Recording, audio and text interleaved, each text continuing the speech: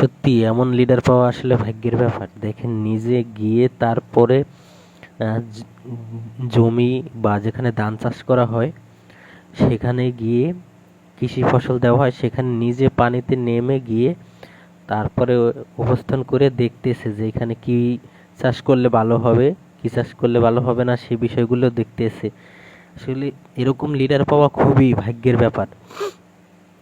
তার মন মানসিকতা অনেক ভালো, অনেক ভালো। হয়তোবা আমরা অনেক ভিডিওতে অনেক কিছু দেখে থাকি, আসলে মন মানসিকতা অনেক ভালো, ভালো মনের মানুষ একজন।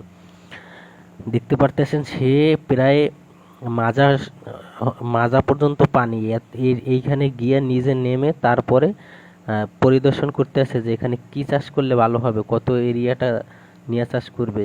দেখতে পারতেছেন সত্যি অসাধারণ তার মন মানসিকতা। সত্যি লাভ ইউ লিডার। আল্লাহ যেন বাঁচিয়ে রাখে। দোয়া করবেন সবাই।